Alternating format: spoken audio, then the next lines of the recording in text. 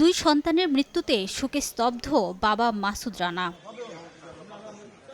মঙ্গলবার রাতে বাজার থেকে কেনা মোয়া আর আপেল খেয়ে ঘুমিয়ে পড়ে রূপসা উপজেলার মাসুদ রানার ৫ বছরের মেয়ে ইরানী ও ছেলে আব্দুল গনি। রাতে কয়েকবার বমি হওয়ায় সকালে দুজনকে উপজেলা স্বাস্থ্য কমপ্লেক্সে ভর্তি করা হয়। অবস্থার অবনতি হলে নেওয়া হয় খুলনা মেডিকেলে। পরে বুধবার রাতে চিকিৎসাধীন অবস্থায় তাদের মৃত্যু হয়। দুপুর ১:৩০ নাগাদ মেয়েটা মারা গেছে। সন্ধ্যাবেলা ডাক্তার আবার ডিক্লেয়ার দেয় ছেলেও নাই, মারা গেছে। অন্য খাবার খাইছে কিনা আমি জানি না, বাবাও খাইছে ফল, বাড়ির পরিবারের অনেকেই খাইছে। খাওয়া দাওয়া করছে, রাত্রে খাওয়া দাওয়া করার পরে রাত ৩টার দিকে বাচ্চা দুটো বমি হয়। খাবারের বিষক্রিয়া থেকে দুই ভাই বোনের প্রাণ গেছে বলে জানিয়েছেন চিকিৎসক। তার বাবা বাজার থেকে খালি খোলা ঠোঙায় করে মোয়া নিয়ে এসেছিলেন এবং আরেকটি জিনিস যেটি বাচ্চা এরপরে তার বাবা আপেল এনেছিলেন, সেই আপেল খেয়েছে।